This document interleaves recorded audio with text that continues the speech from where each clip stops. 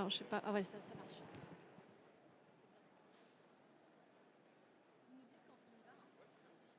Ouais, ça marche. Est-ce qu'il y a du son? Oui. Allô? Ouais.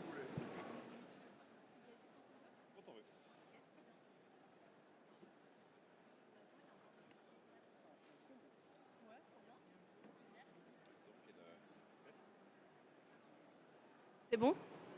On va y aller alors. Bonjour à tous. On attend encore les derniers qui s'assoient. Merci d'être avec nous aujourd'hui. J'ai le plaisir d'animer cette table ronde à Food Hotel Tech avec deux invités de qualité qui se présenteront après. Moi, je m'appelle Leslie John, je suis la fondatrice de Triple B. Ça fait 12 ans qu'on crée, qu'on déploie et qu'on opère des concepts de restaurants pour les acteurs de l'hôtellerie dans le monde entier, qu'on crée des concepts hôteliers pour les mêmes acteurs. Aujourd'hui, on est là pour vous parler de l'IA, le futur de l'hospitality, innovation, usage et nouvelles attentes clients. Alors déjà, je vais revenir sur le titre qui pour moi est pertinent, mais à moitié pertinent, parce que je ne vais pas vous parler des nouvelles attentes clients pour introduire l'IA, mais plutôt sur des vieilles attentes clients. Nous, quand on crée un concept hôtelier ou un concept F&B pour nos clients, on ne se base pas sur la nouveauté, mais plutôt sur des tendances de consommation qui perdurent, qui sont ancrées sur des marchés européens, États-Unis, Asie, depuis plus de 5 ans ou depuis plus de 7 ans. En venant ici, j'étais en train de lire un vieux magazine que j'apporte. Alors Fabrice m'a demandé si je l'avais toujours sur moi, c'est pas le cas. Mais c'est une étude qui est passionnante de la Harvard Business Review et qui date de 2019, qui parlait déjà à l'époque du temps. Et que le temps est la valeur la plus précieuse aujourd'hui. Enfin, en 2019, et c'est toujours le cas aujourd'hui. Le temps vaut plus que de l'argent. Partout dans le monde. Il y a des études qui ont été menées. Alors j'ai surligné 2-3 trucs. Qui dit qu'une étude a été menée aux États-Unis en 2018 sur 2,5 millions d'individus. Et que la situation est grave et qu'on peut même parler de famine, c'est-à-dire d'un échec culturel et collectif de la gestion de notre ressource la plus précieuse, le temps. L'hôtellerie est faite pour faire gagner du temps aux clients. Les individus les plus heureux utilisent leur argent pour acheter du temps. Donc ils sont censés utiliser leur argent pour venir à l'hôtel, pour venir dans des restaurants et gagner du temps, ne pas cuisiner, ne pas faire le ménage de sa chambre, se préoccuper de pas grand-chose et déléguer. Ça date de 2019. Et bien avant ça, on était déjà dans un monde d'instantanéité. On disait et on dit toujours à nos clients que depuis 15-20 ans, si je veux manger un ramen, je l'ai dans les 7 minutes. Si je veux un taxi et que j'habite dans une grande ville, je l'ai en 3 minutes. Si je veux commander un jouet pour mon enfant, je vais sur Amazon et je l'ai soit le lendemain avant 13h ou le soir même. Le monde est un monde d'instantanéité où le temps est gagné de manière quotidienne. Et l'hôtellerie, restauration et surtout l'hôtellerie se doit de faire matcher cette instantanéité avec le parcours client. Or, ce n'est pas toujours le cas. Malheureusement, l'hôtellerie est souvent contrainte de temps. Je ne peux pas arriver à l'heure que je veux dans ma chambre, je ne peux pas petit déjeuner quand je veux, je ne peux pas manger quand je veux, ni boire quand je veux. On essaie, nous, chez Triple B, de pallier à tout ça. Et l'IA est en train de venir combler ce manque de temps, en tout cas qu'apporte déjà beaucoup de solutions depuis 15 ans, dans cette instantanéité. On essaie de faire venir l'hôtellerie sur ce terrain, de lui faire prendre le train en marche, qui aujourd'hui, avec l'IA, est un TGV. Alors, l'IA, pour nous, et vous le verrez pour Fabrice et pour Alban, c'est déjà réhumaniser l'hôtellerie, la restauration. 60 à 70% du temps des managers aujourd'hui est passé en back-office. C'est énorme, c'est trop. L'IA va remettre l'humain au centre et les métiers au centre de ce que sont ces métiers à l'origine. 2, on va pouvoir avoir un produit plus performant parce qu'on va pouvoir l'analyser plus vite. Je vais pouvoir analyser les performances de mon restaurant, de mes chambres, mon PNL, beaucoup plus vite. Et donc faire un pivot beaucoup plus rapide. J'étais aux États-Unis il y a un mois et un de mes clients me disait qu'il avait mis en place une IA qui analysait et qui enregistrait tous les check-in dans son hôtel. Tout ce que les gens vont poser comme question sur une période de 1 à 6 mois à 1 an et va analyser toutes ces questions pour pouvoir en faire de la data tangible et donc adapter le produit, le check-in, le produit, les SOPs. Donc on va pouvoir faire pivoter les produits et donc être au service des managers, des asset managers, des propriétaires, des opérateurs. Le troisième élément sur l'IA, c'est qu'on va pouvoir optimiser les marges. Alors, je pourrais en avoir 10, mais j'en ai sélectionné 3.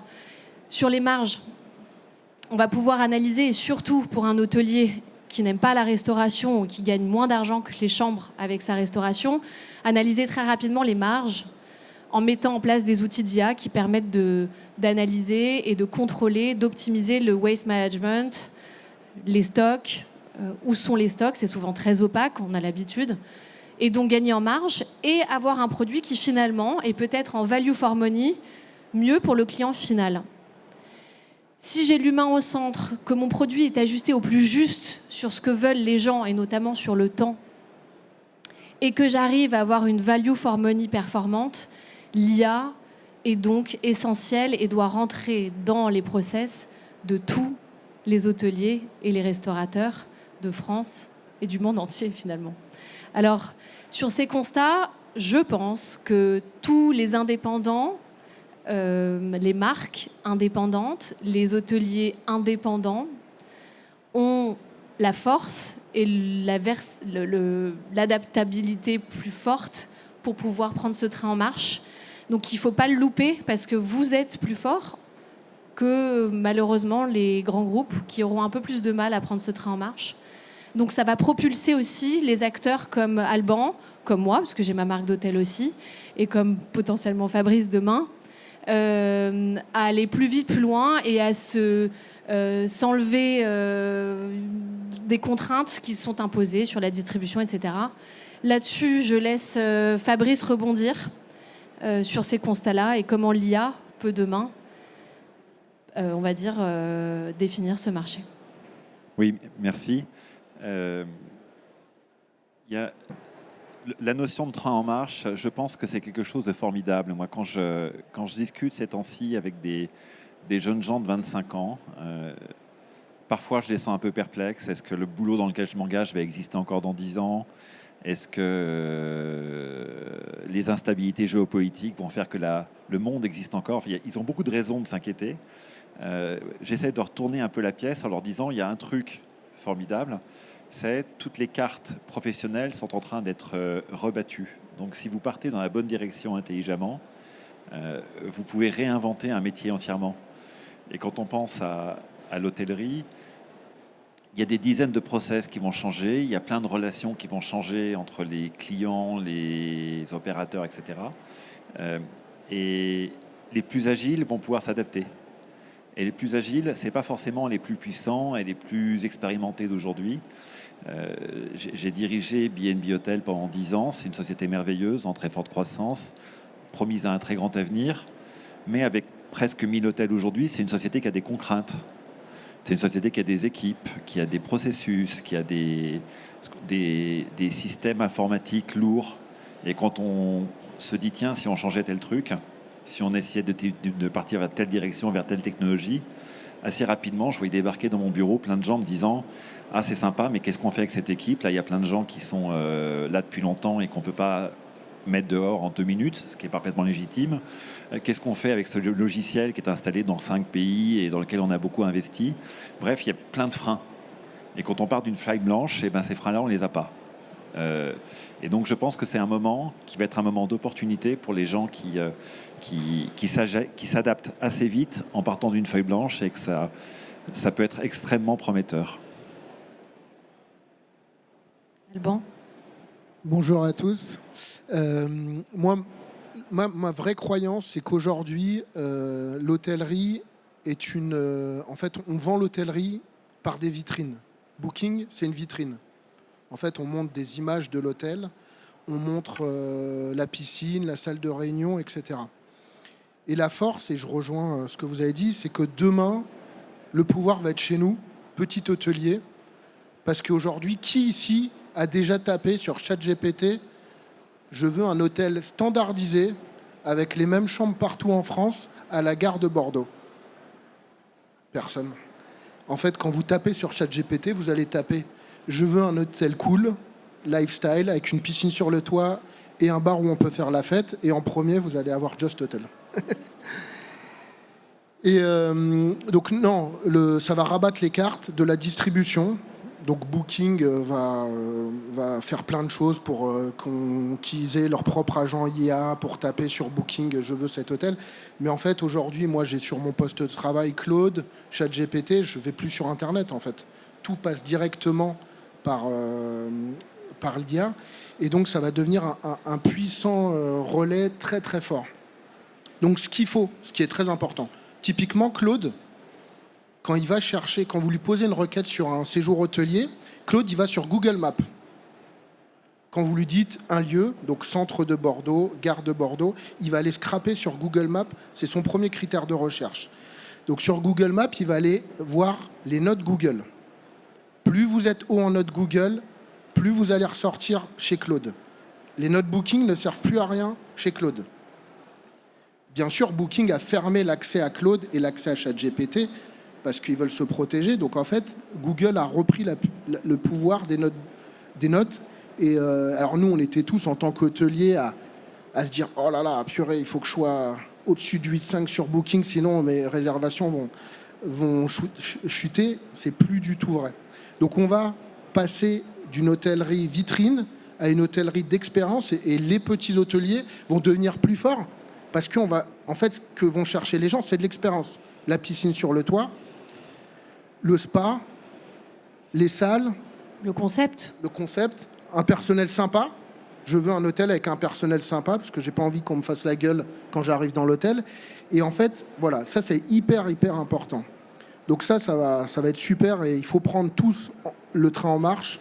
Donc moi, ce que je recommande en petit, je suis pas un spécialiste, hein, c'est faites des blogs, créez un agent IA qui écrit pour vous toutes les semaines un article sur un de vos items de l'hôtel. Aujourd'hui, l'agent IA va parler de votre piscine, votre rooftop, et vous publiez sur le web. La qualité de vos productions de contenu va changer. Le site des grandes chaînes hôtelières, pour ne pas parler de marque, en fait, c'est un agglomérat de pages d'hôtels. En tant qu'hôtelier indépendant, il y a beaucoup plus d'informations sur votre site web, et ça, c'est hyper important. Et donc voilà, créer du contenu de qualité, réseaux sociaux, et ça va marcher. Et après, Leslie, tu parlais des process. En fait, l'IA, pour la première fois, je pense, de ma vie, je pense qu'un restaurant de chef avec une carte dédiée va pouvoir être industrialisé parce qu'en fait, on va pouvoir faire les fiches techniques, suivre les ratios en direct, linker avec notre logiciel de caisse. On sait ce qui est rentré en marchandises, on sait ce qu'on a vendu, on fait les inventaires tous les mois, on sait ce qui reste ou pas, et s'il y a des choses qui ont disparu, il va falloir s'en expliquer. Donc on va pouvoir rationaliser, par exemple, la restauration, et ça, c'est hyper puissant. Bon, nous, chez Just, la restauration, c'est 40% de notre chiffre d'affaires, et donc le fait de pouvoir s'améliorer nettement nos marges grâce à l'IA est super important. il y a aussi, je rajoute une dernière chose pour être passé par là, on en parlait ce matin avec Alban. Le challenge pour les nouvelles marques, ça a toujours été de nous dire « Ah non, mais comment tu vas te distribuer ? Je ne vais pas te donner cet actif. Moi, il me faut une grande marque internationale parce qu'ils ont un système de distrib. » C'est-à-dire que le futur marché de l'hôtellerie va doucement glisser vers des acteurs qui vont prendre en puissance, comme Just, parce qu'on les challengera moins sur la distrib, qui est heureusement et malheureusement le premier challenge qu'on nous fait quand on a une marque indépendante. Des banques, de l'equity, du broker qui va te vendre l'actif. Donc pour toi aussi, l'IA va devenir un propulseur à court et moyen terme d'acquisition d'actifs et de développement du groupe, puisque tes challenges ne seront plus les mêmes. Ouais, clairement. L'image que tu vas avoir sur l'IA va être hyper important et va changer la donne. En fait, aujourd'hui, c'est clair et net. Et voilà, on reparlait aussi du métier de la réception. Tu parlais tout à l'heure de l'engagement client. Nous, aujourd'hui, on a fait une étude. Alors, ça n'engage que moi. Aujourd'hui, un réceptionniste sur un chiffre de 8 heures, donc checking, il n'y a pas forcément besoin de contact client parce qu'il dépose sa carte, il part. Nous, c'est tout le temps prépayé. En fait, il y a 30% du temps où il est face au client. Donc en fait, 30% du temps où il est face au client sur un chiffre de 8 heures, quand pour nous, chez Just, la personne de la réception, c'est vraiment la carte d'identité de la maison, il doit accueillir tout le monde, parler à tout le monde, c'est pas suffisant. Donc aujourd'hui, l'IA, typiquement, on va arrêter de parler de checking. Le checking sera fait avant l'arrivée dans l'hôtel. Via WhatsApp, vous allez savoir que vous venez en voiture et donc le parking est là et comment vous arrivez à l'hôtel, ça va être très simple. Et c'est surtout qu'on va pouvoir accueillir les clients comme s'ils venaient chez un copain, en fait. Salut, d'où tu viens, qu'est-ce que tu as fait? By the way, il y a le restaurant. Et on va pouvoir vraiment avoir ce nouveau métier de upseller, à vendre le resto, vendre les activités de l'hôtel, et plutôt que demander encore la carte d'identité, parce qu'encore on le fait, et c'est plus possible. Check-in. Je crois que Fabrice, tu avais aussi un avis à nous donner sur le paysage des marques hôtelières demain.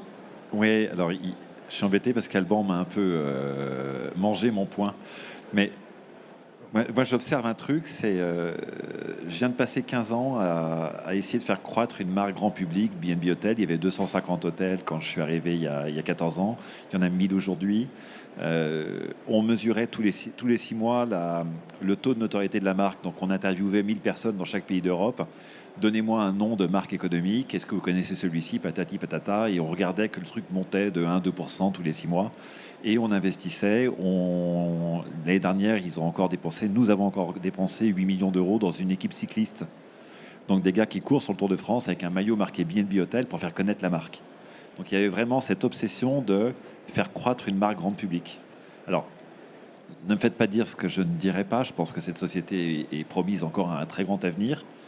En revanche, je suis arrivé à un moment où je ne crois plus dans les marques. Moi, je pense qu'avec l'IA, la marque n'a plus d'importance. Je viens de faire 3 semaines de road trip avec mon épouse à travers les États-Unis.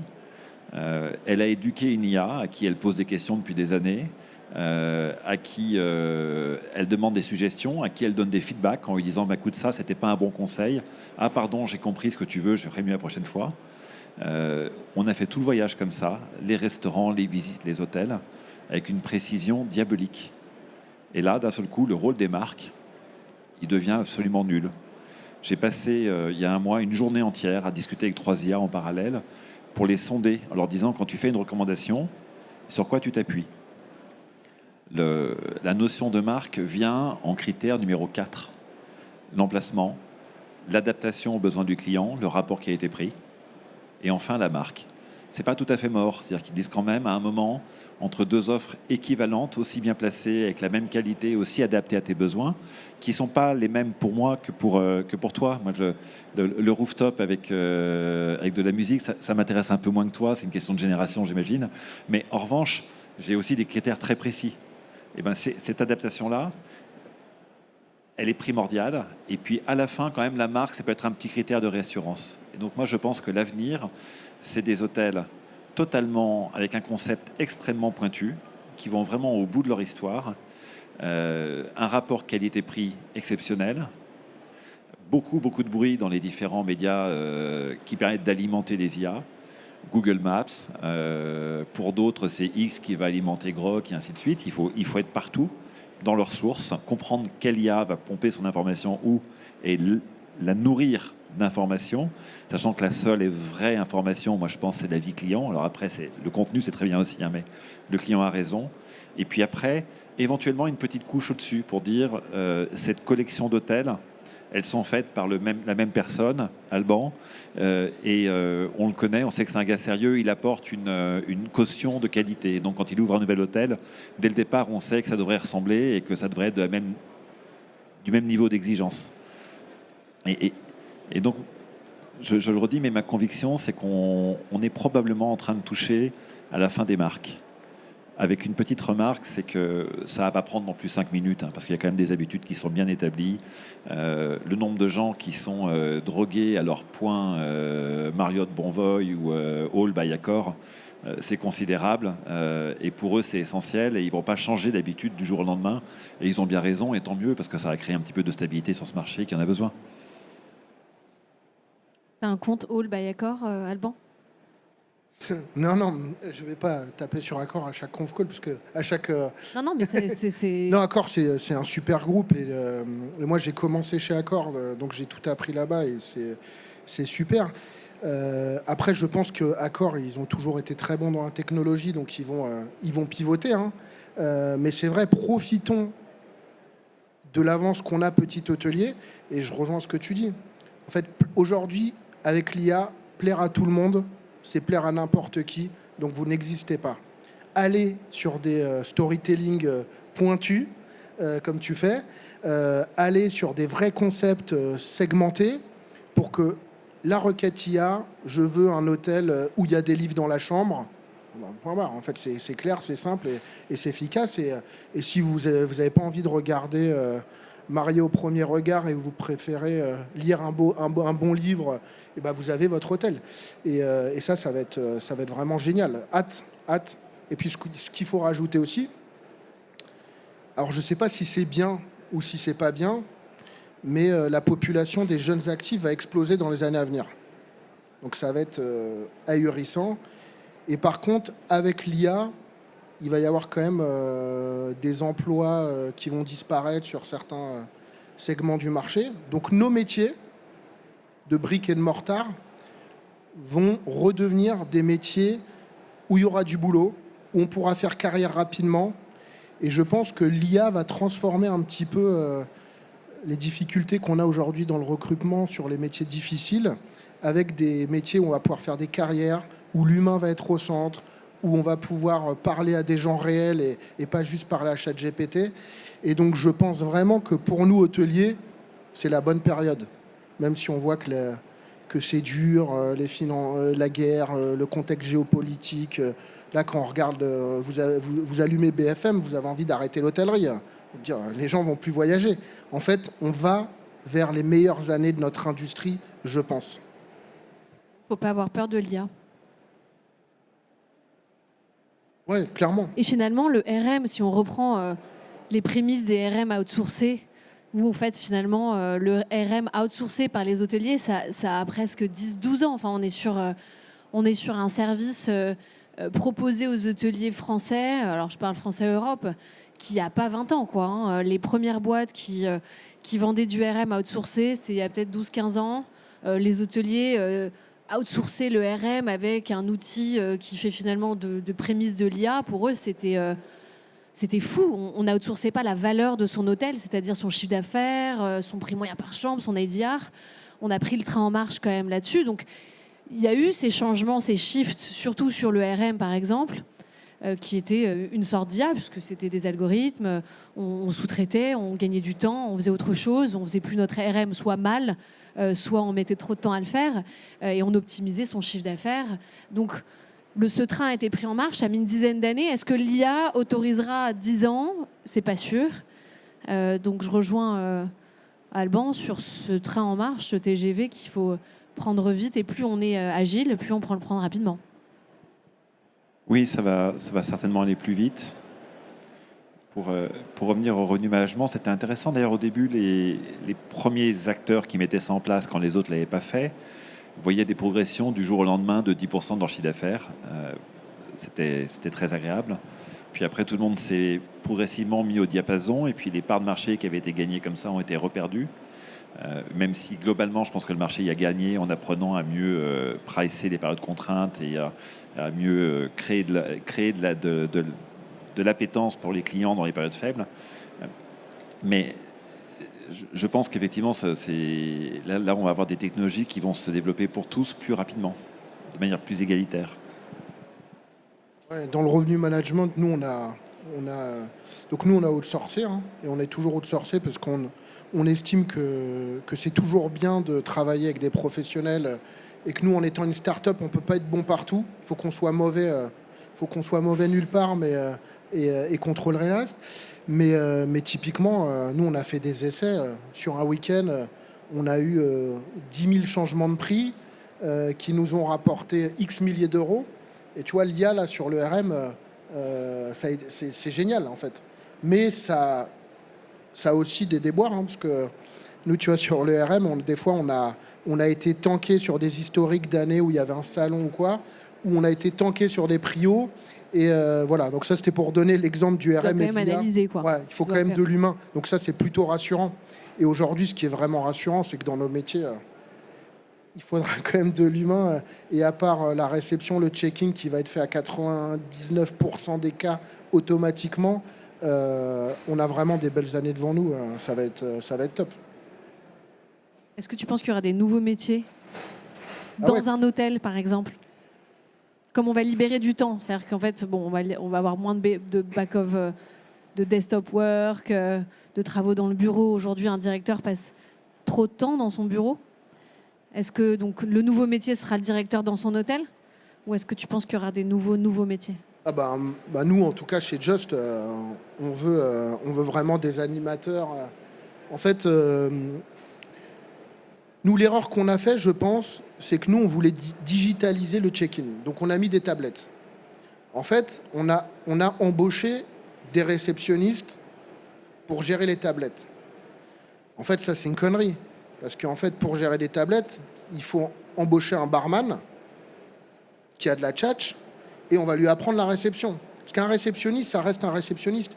Il a fait une école, il a fait une formation. Donc lui, ce qu'il voulait, c'est dire au client, laissez tomber la tablette, je vais vous m'en occuper. Un service humain. Mais nous, c'est pas ce qu'on voulait. Nous, on veut que les clients fassent tout ce qui est fastidieux et qui n'a aucun rapport humain, c'est-à-dire rentrer la carte bleue, scanner la carte d'identité, etc., par la machine et demain par l'IA, et qu'on s'occupe que du client. D'où vous venez, comment ça va, comment je peux rendre votre séjour agréable, et comment en fait ça va être inoubliable votre séjour pour après faire du rating, que les gens soient extrêmement contents, que les gens adorent la marque, etc. etc.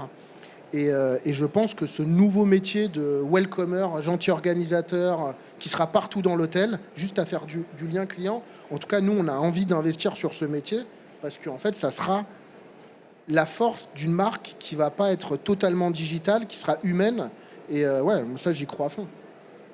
Fabrice? Oui, même chose. Le check-in, c'est un processus absolument médiéval quand on y réfléchit. J'ai jamais rencontré quelqu'un qui m'ait dit aujourd'hui je vais faire un check-in. Ça me fait plaisir. C'est un processus imposé aux clients qui consiste quand même à dire aux gens mettez-vous en file à la queue leu. Présentez-moi vos papiers pour que je m'assure que c'est bien vous, et une carte de crédit pour que je m'assure que vous pouvez me payer. C'est d'une brutalité absolue. Enfin, pensez-y, quand vous recevez des copains chez vous, si vous vous comportez comme ça, ils ne vont pas revenir. Donc, ça ne marche pas. Et pourtant, on le fait avec des clients, c'est absurde. Et évidemment, tout ça, aujourd'hui, ça doit disparaître. Et le débat de savoir s'il faut des bornes, des tablettes, etc., c'est pareil. Le check-in, l'outil de check-in, c'est ça. Et donc, on n'a pas besoin de l'avoir. Il faut juste avoir le logiciel qui permet de le faire pour s'attaquer au vrai sujet, qui est est-ce que vous avez passé une bonne journée, comment est-ce que je peux vous aider, vous accueillir. J'aime beaucoup ce terme de welcomer. Et je pense que peut-être que le Graal, ça va être de fermer les bureaux dans les hôtels. Nous, donc nous, on a 4 hôtels, on va en ouvrir 4. On a viré les bureaux. Déjà, ça prend de la place. Mètre carré coûte cher. Et en plus, quand tu es enfermé dans un bureau... moi, ça me rend dingue. Moi, il y a 2 choses qui me rendent dingue. C'est quand les équipes sont enfermées, au lieu d'être en face des clients. Alors, tu as le droit à ton heure et demie. Et justement, l'IA va améliorer ça d'administratif par jour. Mais en fait, il faut être sur le floor. Et ouais. Et les bureaux, tu as raison. Les bureaux... Où leurs entretiens, alors? Toujours la question qu'on pose. Tu as une petite pièce. Tu as une petite pièce pour les entretiens annuels. Pour les promotions, parce qu'on ne vire jamais de gens dans l'hôtellerie. Yes. Mais ouais, non, mais c'est hyper important. Et non, et après, nous, en restauration, je pense que l'IA va aussi remettre un métier. Alors nous, on fait un peu de chiffre d'affaires en restauration, mais tu vois, l'économe. L'économe, c'est un vrai métier qu'aujourd'hui, on veut plus payer dans les hôtels parce que c'est cher, parce qu'en fait, il y a des volumes d'achat. Quand on fait entre 1 et 2 millions de chiffre d'affaires en F&B, on hésite toujours. Là, quand on va avoir toutes les données IA à analyser et à optimiser les achats, etc., là, ça, plus l'économe, on va passer des ratios food qui sont aujourd'hui, quand c'est hyper bien géré, à 26-28%. Je pense qu'on va pouvoir vraiment les baisser, parce que le beverage, la tireuse, il y a toujours des mecs qui font mousser 15 fois et qui vident 3 litres par service, etc. Donc je pense que l'économe va revenir en force pour analyser tout ça, optimiser les flux de la restauration et ça va être hyper intéressant. Où tu auras des frigos connectés. Tu vois, en fait, toute ta chambre froide, positive, négative, elles seront connectées au poids, comme chez Decathlon, quand tu prends un truc et tu le poses. On saura quand quelqu'un a enlevé quelque chose et ce qu'il a enlevé. Il y aura peut-être un autre process aussi de décartonnage, de tri dans les chambres froides, dans les chambres sèches. Et c'est ce dont me parlait, j'invente rien, hein, c'est ce dont me parlait mon client aux États-Unis. Et ce qui permet, alors évidemment, je pense qu'il faut quelqu'un pour contrôler, mais à nos fournisseurs de bière aussi de connecter l'IA sur leur fût. Si ça doit être la dernière phrase de cette conférence. Mais voilà. Peut-être pour finir, là, comme il y a beaucoup de monde, merci beaucoup d'être là. Qui, dans la salle, fait ses recherches d'hôtel via ChatGPT, Grok ou Claude? Ah, c'est pas beaucoup. Ah ouais, encore. c'est pas beaucoup. Qui va sur Booking? Intéressant. Tu peux peut-être changer la dynamique. Mais je pense que ça va vite changer. Booking.com, qui est on le sait tous, c'est un bien et un mal merveilleux pour notre industrie. Il faut se rappeler quand même ce à quoi ça a succédé. Ça a succédé, moi je me souviens de voyages en automobile au début des années 2000 avec mon épouse. Je conduisais, elle était à côté avec le guide Michelin. On avait déjà un téléphone portable et elle appelait des hôtels en disant « Est-ce que vous avez une chambre ?» Puis ensuite, elle prenait une enveloppe, un timbre, un chèque, et elle envoyait un chèque de réservation, on appelait ça des arts à l'époque. Et puis est arrivé Booking.com. C'est une révolution, c'est merveilleux. Aujourd'hui,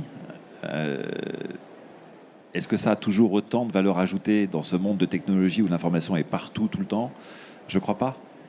Et donc, ça, c'est une bonne nouvelle. Nos clients vont pouvoir avoir accès précisément à l'information sur chacun de nos hôtels, de nos restaurants, sur chacun de nos plats, sur chacune de nos chambres. À titre d'exemple, moi, j'ai fait un petit processus sur une IA où je lui demande sur quelques hôtels qui m'intéressent, tous les lundis matins, de m'envoyer l'évolution de toutes les notes de l'hôtel avec toute l'analyse de tous les avis clients déposés sur l'hôtel depuis une semaine. Et le tout avec une synthèse, me disent. Et donc, tel hôtel, il s'est passé un problème sur le Wi-Fi la semaine dernière, le mardi. Et je suis au courant, peut-être avant le directeur des opérations de la chaîne de l'hôtel en question. Ça vient à toute vitesse. Donc là, l'information, elle est incroyable. Et ça va amener les clients à interagir directement. En revanche, le combat sur la qualité, il va falloir qu'on soit très très bon, parce que là, c'est l'instant de vérité. Et peut-être même que du coup, on va arrêter de payer 15-20% de commission à des OTS, ce qui serait quelque part une bonne nouvelle. Et à la fois, pour finir, finalement, pour des gens comme nous qui avons une marque d'hôtel naissante, Booking, c'est bien pratique. Enfin, je veux dire, c'est notre PLV. C'est notre PLV. Ouais, c'est pratique pour remplir. Il faut qu'il y ait un remplaçant, quoi. Ouais. Bien sûr, non, c'est formidable. C'est formidable. Ce que je dis juste, c'est un service formidable qui est assez coûteux aussi et qui demain pourrait devenir un service peut-être pas gratuit, parce que je crains qu'à un moment on doive payer des services de l'IA d'une manière ou d'une autre, mais peut-être plus abordable parce que 18%. Ce qu'ils apportent est plus banal. Ouais, bien sûr. Non, Booking, c'est très très bien et je pense qu'ils nourrissent beaucoup d'hôtels. Après, ouais, c'est très cher hein, quand tu fais le chèque tous les mois. Nous, c'est en millions d'euros, hein, Booking. Donc 1 million d'euros, c'est un nouvel hôtel ouvert. Hein. Bah, merci à tous d'être venus.